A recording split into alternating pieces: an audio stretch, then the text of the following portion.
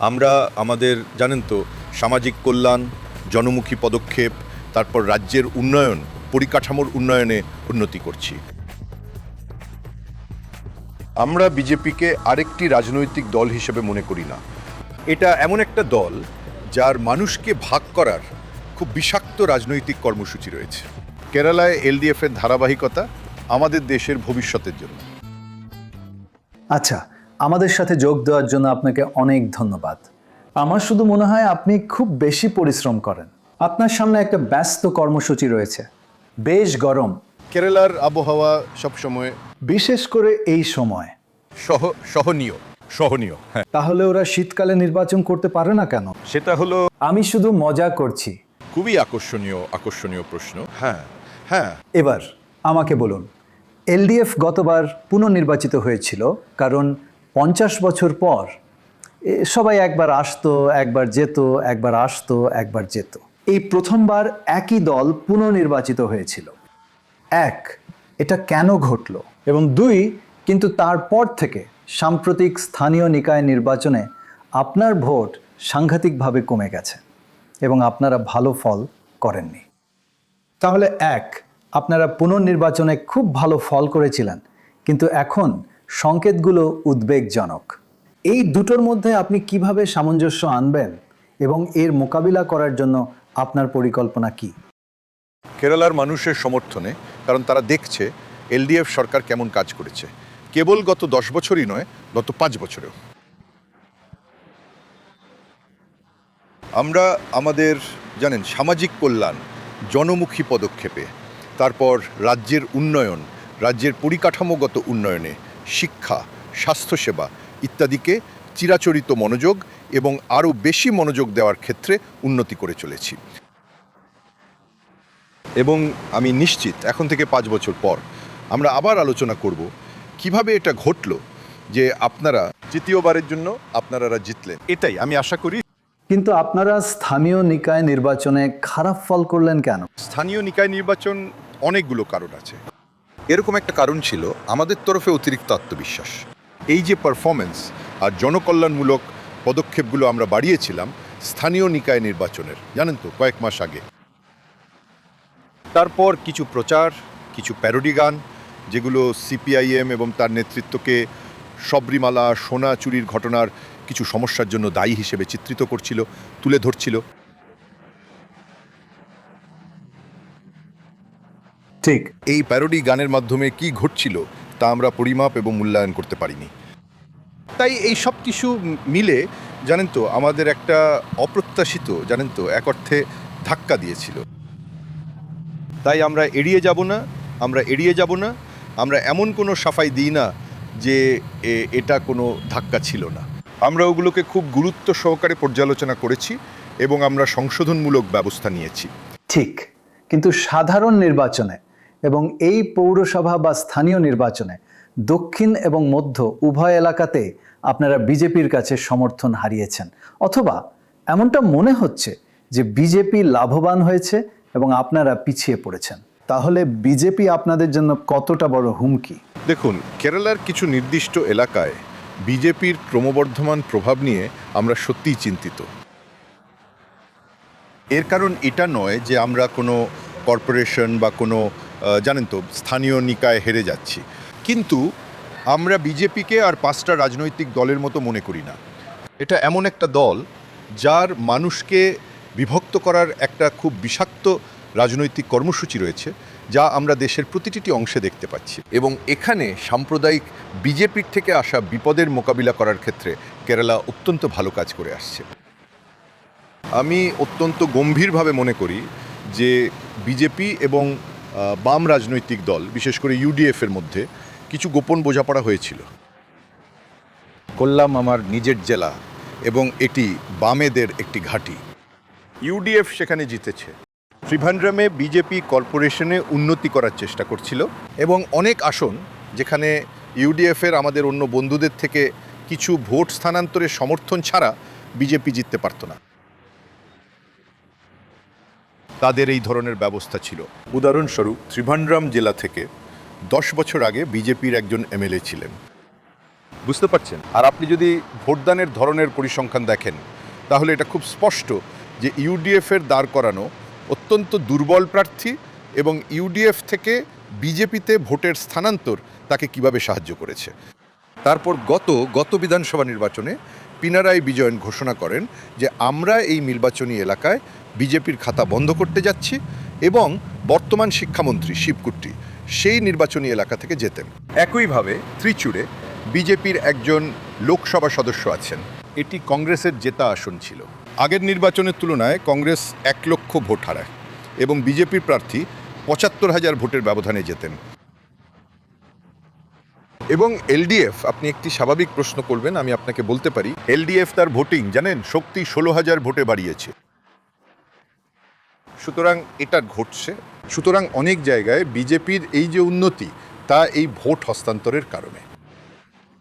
ইচ্ছাকৃতভাবে এটা কোনো বোঝাপড়া হতে পারে, এটা অন্যান্য বিভিন্ন কারণেও হতে পারে। আমি অবিলম্বে স্বীকার করব যে এমন কিছু এলাকা আছে যেখানে আমরা চিন্তিত যে আমাদের কিছু প্রভাবও বিজেপির দিকে সরে যাচ্ছে। কিন্তু দেখুন, শবরীমালার কাছে একটি পৌরসভা আছে পান্থালম, এটা 5 বছর আগে বিজেপি জিতেছিল। এবার আমরা বিজেপির কাছ থেকে এটা ছিনিয়ে নিয়েছি এবং এটি সিপিএম নেতৃত্বাধীন ফ্রন্ট। সুতরাং আমরা সিপিএম সর্বত্র বিজেপির সঙ্গে লড়াই করছে, কিন্তু ইউডিএফের ক্ষেত্রে তেমনটা নয়। এবং সম্প্রতি আমি শেষ করব এই অংশটা। আপনারা শুনেছেন, আমরা সবাই জানি আমরা কে হারিয়েছি। কুঞ্জি কান্নান একজন বলিষ্ঠ রাজনৈতিক ব্যক্তিত্ব। 1991 সালে যখন তিনি ভাদাকারা থেকে লোকসভায় প্রতিদ্বন্দ্বিতা করেন তখন বিজেপি, কংগ্রেস এবং মুসলিম লীগের একজন সাধারণ প্রার্থী ছিলেন অ্যাডভোকেট রত্নাশী। কিন্তু কুঞ্জি কান্নান সিপিএমের সমর্থনে তিনি পরাজিত করতে সক্ষম হয়েছিলেন। সেই একই 1991 সালের নির্বাচনে কালিকটের একটি বিধানসভা কেন্দ্রে ভিএইচপি নেতা এবং আরএসএসের লোক ডক্টর ছিলেন মাধবন কুট্টি, যিনি সিপিএম প্রার্থী টিএর বিরুদ্ধে কংগ্রেস, মুসলিম লীগ এবং বিজেপির যৌথ প্রার্থী ছিলেন।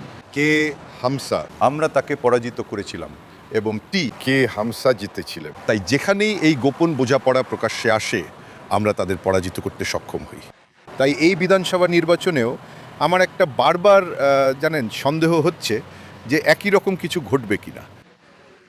আমরা নির্বাচনী মানচিত্রটা দেখছিলাম এবং তাতে দেখা যায় যে যেসব এলাকায় হিন্দুরা শক্তিশালী সেখানে সিপিএম ভালো ফল করে, যেখানে মুসলিম এবং খ্রিস্টানরা শক্তিশালী সেখানে সিপিএম ভালো ফল করে না। এটা শুধু তথ্য।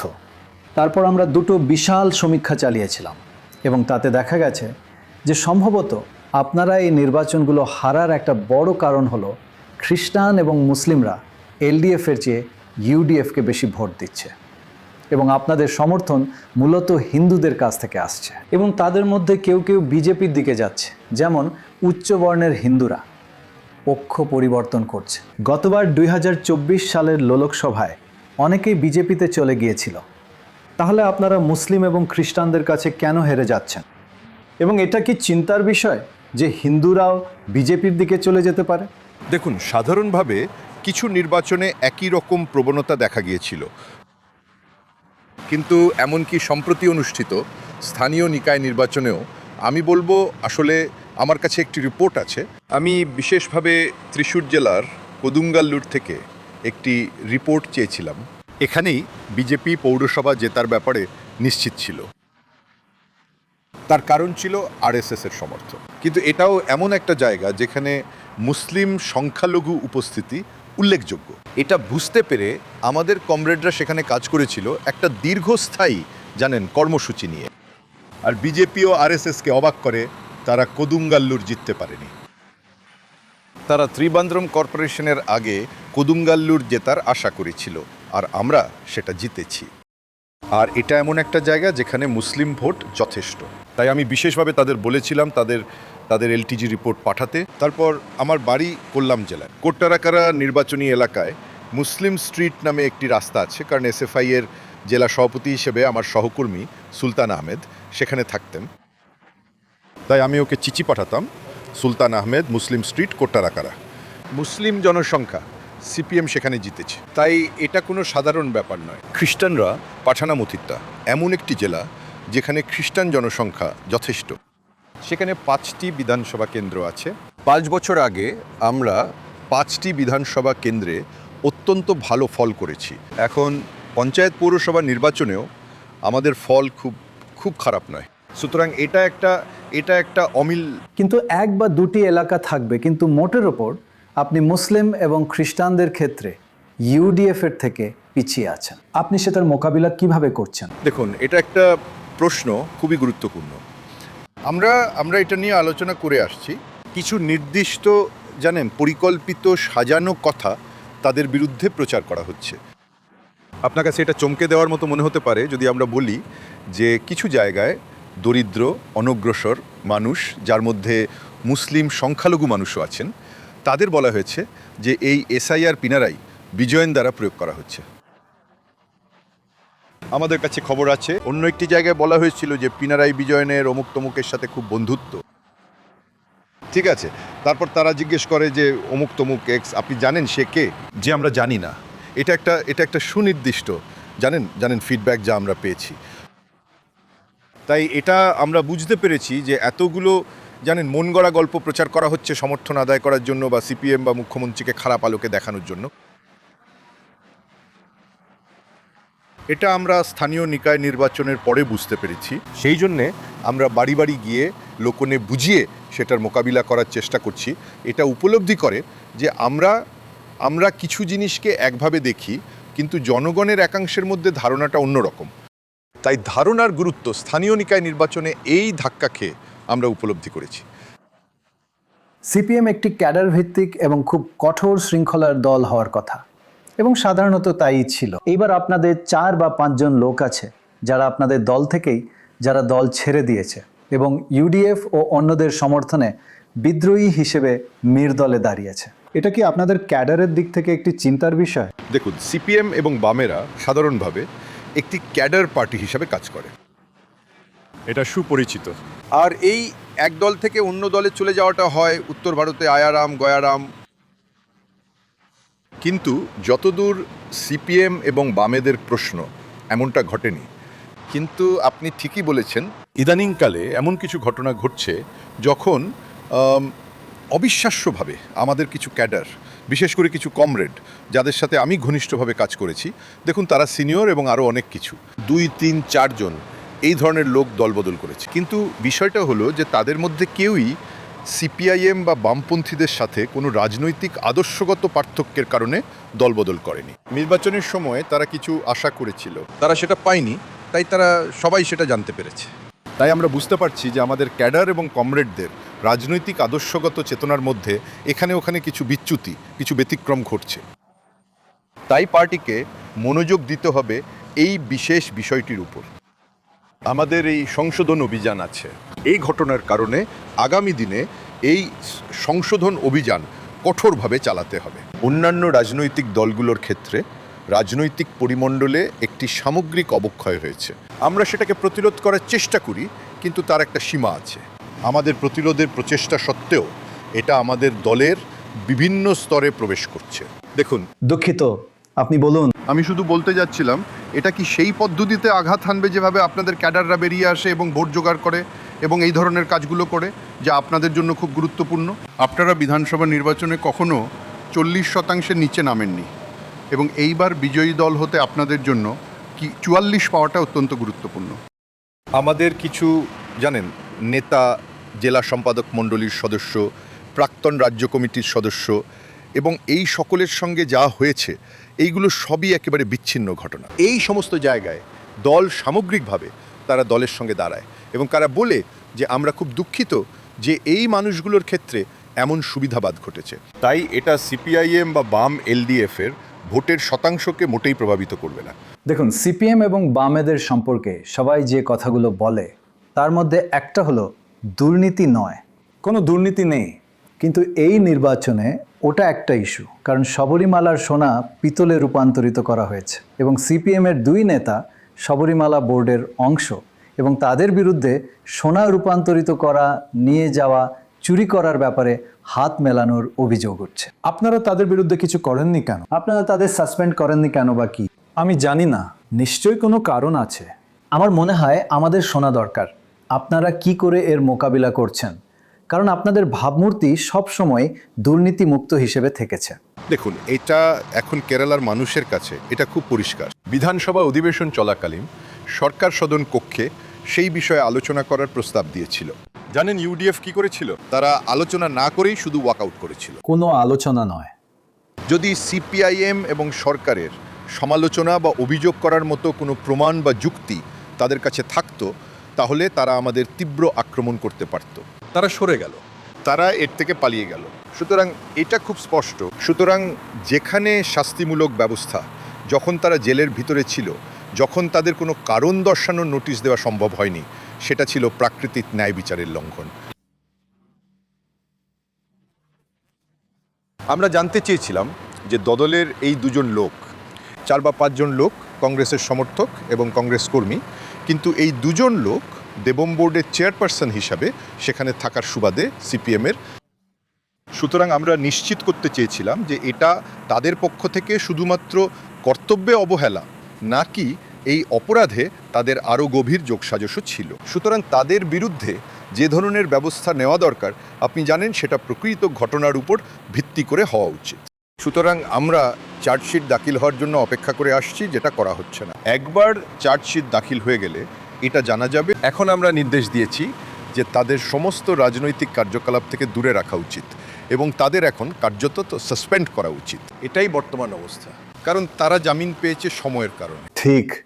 যার দ্বারা আপনি জানেন একজনকে কিছু নির্দিষ্ট পদ্ধতি করতে হয়, তাই তারা বাদ। তাদেরকে আপনি জানেন একটি সকজ নোটিশ দেওয়া হয়েছে, সেই প্রক্রিয়া চলছে। একজন জেলা কমিটির সদস্য ছিলেন, এখন তিনি আর জেলা কমিটির সদস্য নন, তাই ব্যবস্থা। তো এইসব করতে গিয়ে সিপিএমের কিছু স্বাভাবিক ন্যায় বিচারের নীতি আছে, সেটাই আমরা অনুসরণ করেছি। কিন্তু তারা সিপিআইএম বা সরকারকে শবরীমালার সোনা চুরি বা অন্য কিছুর সঙ্গে জড়িত থাকার অভিযোগে অভিযুক্ত করতে পারে না, কারণ সরকার প্রস্তাব দিয়েছিল আসুন আমরা হাউসের ফ্লোরে আলোচনা করি। তাদের কাছে যথেষ্ট সময় থাকতো, সে সব রেকর্ডে আসতো। মিডিয়ার উচিত ছিল তারা শুধু হাউস থেকে ওয়াকআউট করে। সিপিএমের জন্য এটাই একমাত্র রাজ্য যেখানে আপনারা একটি সরকারের নেতৃত্ব দিচ্ছেন। তাহলে জেতার জন্য এটা আপনাদের কাছে কতটা গুরুত্বপূর্ণ? যদি আপনি তা না করেন, তাহলে কি এটা আপনি জানেন পার্টির সম্পূর্ণ পতনকে চিহ্নিত করবে? সত্যি আমাদের দল দেশের বিভিন্ন অংশে কিছু পতনশীল প্রবণতার মধ্যে দিয়ে যাচ্ছে, যেখানে কেরালায় অভিজ্ঞতাটা সম্পূর্ণ ভিন্ন। দেখুন, গতবার আমরা যা আসন পেয়েছিলাম তার চেয়ে 8 বা 9টা আসন বেশি জিতেছিলাম। ব্যাপারটা এমন নয় যে আমরা কোনোভাবে উতরে গেছি আর আমরা পদে বহাল আছি। আমি ক্ষমতা বলি না, আমি পদ বলি, বুঝলেন? তাই মানুষ খুব মন দিয়ে দেখছে এখন কি হবে। আর বর্তমান রাজনৈতিক পরিস্থিতির অবস্থায় কোনো রাজ্যে সরকারে থাকাটা খুবই গুরুত্বপূর্ণ জনসাধারণের দৃষ্টিতে, যখন আমরা রাজনীতির আলোচনা করি। তাছাড়াও যে ধরনের জনকল্যাণমূলক ব্যবস্থা এবং একটি বিকল্প বিকাশের প্রচেষ্টা আমরা ইএমএসের সময় থেকেই সফল হয়েছি, বুঝলেন? তিনি এই ভিত্তিপ্রস্তর স্থাপন করেছেন যে কিভাবে একটি পুঁজিবাদী সমাজে কিভাবে একটি বিকল্পের জন্য কাজ করা উচিত। কেরালায় চরম দারিদ্র্য নির্মূল করা হয়েছে। কেরালা একমাত্র রাজ্য, নীতি আয়োগকে এটা স্বীকার করতে হয়েছে। এবং বিভিন্ন, আমি সূচকগুলোর কথায় যেতে চাই না, শিশু মৃত্যুহারে কেরালার পারফরমেন্স এমনকি মার্কিন যুক্তরাষ্ট্রের চেয়েও অনেক ভালো। মার্কিন যুক্তরাষ্ট্রে এটা 5.6, ভারতে এটা 5। তাই এটা আমাদের জন্য খুবই গুরুত্বপূর্ণ। ভারতে 5, কেরালায় 5। কেরালায় 5, হ্যাঁ। মার্কিন যুক্তরাষ্ট্রে এটা 5.6। আপনি ভারতে 5 বলেছিলেন, আপনি কেরালায় 5 বলতে চেয়েছিলেন। না, কেরালায় 5। হ্যাঁ, এর জন্য দুঃখিত। না না না, বয়স হলে জানেন এইসব হয়। কথাটা হলো যে এই সরকার যে ভালো কাজগুলো করে আসছে, কেরালার মানুষের উচিত তা চালিয়ে যাওয়া। আমি পেয়েছি, আমি পারি, এটা আমার হোয়াটসঅ্যাপে আছে। উনি এখন জার্মানিতে কর্মরত একজন ডাক্তার। উনি কমিউনিস্ট নন, উনি আলুভা ইউনিয়ন খ্রিশ্চান কলেজের উনি ওনার বাবার সম্পর্কে একটা বই লিখেছেন, যিনি ইউনিয়ন খ্রিশ্চান কলেজের অন্যতম প্রতিষ্ঠাতা ছিলেন। তাই আমাকে সেই বইটা প্রকাশ করতে হয়েছিল। তো ওটাই হলো উনি আমাকে একটা মেসেজ পাঠিয়েছেন, দয়া করে দেখুন আপনি যেন কেরালাতে কাজ চালিয়ে যান। কেরালার স্বাস্থ্যক্ষেত্র নিয়ে কিছু অভিযোগ এবং বিতর্ক রয়েছে। আমি জানি কেরালার স্বাস্থ্যক্ষেত্র আমেরিকার থেকে অনেক উন্নত। উনি একজন খুব সিনিয়র বুঝলেন ডাক্তার, কার্ডিওলজিস্ট, কার্ডিও ফিজিশিয়ান আমাকে বলছেন। সুতরাং কেরালায় এলডিএফের ধারাবাহিকতা আমাদের দেশের ভবিষ্যতের জন্য, কারণ এই বিকল্প ব্যবস্থাটির বিকাশ হওয়া উচিত এবং ভারতীয় জনগণের বোঝার জন্য এটিকে উপলব্ধ করা উচিত। পার্টির জন্য এটা জরুরি, যেমনটা আপনি বললেন, কারণ পশ্চিমবঙ্গে আমরা আমাদের ব্যাকফুটে আছি। ত্রিপুরা এটা ঘটেছে। তাই সিপিআইএমের ভবিষ্যতের জন্য এবং বামপন্থার ভবিষ্যতের জন্য এটা জরুরি। কিন্তু আমার জন্য ভারতীয় প্রগতিশীল গণতান্ত্রিক আন্দোলনের ভবিষ্যতের জন্য কেরালায় এলডিএফের আরও একবার জয় খুব খুব জরুরি। শেষ প্রশ্ন। জানেন, আমরা এই ধরনের অনেক নির্বাচন করি। এটা হলো আপনার জন্মের আগে আমরা শুরু করেছিলাম, আর আমি শুধু দেখছি আপনারা কি শবরীমালা শোনা যাওয়ার প্রভাবকে কমন করে দেখছেন। কারণ ওড়িশায় মনে করে দেখুন জগন্নাথ মন্দিরের সেই সব কেলেঙ্কারির কথা, আর তার ফলে সত্যিই প্রভাব পড়েছিল এবং তারা নির্বাচনে হেরে গেছিল। তাই সেই অর্থে আপনারা কি এটাকে কম করে দেখছেন? আর এর সাথে যোগ হয়েছে একটি পরিচয় হলো আপনাদের মুখ্যমন্ত্রী এখন 81 বছর বয়সী। তিনি কি আরও 5 বছর মুখ্যমন্ত্রী থাকবেন, নাকি আপনারা অন্য কারো কথা ভাবছেন, নাকি 81 বছর বয়স ঠিক আছে? দেখুন, প্রথমত হলেন কমরেড ভিএস অচ্যুতানন্দন। 82 বছর বয়সে কেরালার মুখ্যমন্ত্রী হয়েছিলেন। ঠিক আছে। এখন সেদিন কমরেড পিনারাইকে এই প্রশ্নটা করা হয়েছিল যে আপনি মুখ্যমন্ত্রী হিসাবে কাজ চালিয়ে যাবেন কিনা। ঠিক। দলের বোঝাপড়ার ভিত্তিতে তিনি বলেন, এই প্রশ্নটা আমরা তখন বিবেচনা করব যখন আমরা সংখ্যাগরিষ্ঠতা পাব এবং দল মুখ্যমন্ত্রী নির্বাচনের প্রক্রিয়া শুরু করবে। এখন পর্যন্ত আমরা এ বিষয়ে কোনো সিদ্ধান্ত নিইনি, তাই আমি বলতে পারবো না যে মুখ্যমন্ত্রী পদপ্রার্থী কে। এটাই একমাত্র কথা। তিনি পলিট ব্যুরোর সবচেয়ে সিনিয়র সদস্য, যদিও আমি জেনারেল সেক্রেটারি। আপনি জেনারেল সেক্রেটারি? আমি জেনারেল সেক্রেটারি। তাহলে আপনি সিদ্ধান্ত নেবেন? আমি নই, আমরা সম্মিলিতভাবে সিদ্ধান্ত নিই। হ্যাঁ, সম্মিলিতভাবে। হ্যাঁ, আমরা আলোচনা করি এবং আমরা সিদ্ধান্ত নেব যখন নির্বাচনে আমাদের বিপুল জয়ের পর সেই প্রশ্নটা উঠবে। কিন্তু তিনি পলিট ব্যুরোর একমাত্র সদস্য যিনি এখানে নির্বাচনে দাঁড়াচ্ছেন। তাহলে তিনি কি স্পষ্টতই একমাত্র পছন্দ নন? এটা একটা খুব ভালো অনুমান যা আপনি করতে পারেন এবং আমি এটাকে এখানেই ছেড়ে দিচ্ছি। আপনাকে অনেক ধন্যবাদ। আর এখন খুব বেশি ছোটাছুটি করো না। ধন্যবাদ। ধন্যবাদ। এর জন্য ধন্যবাদ।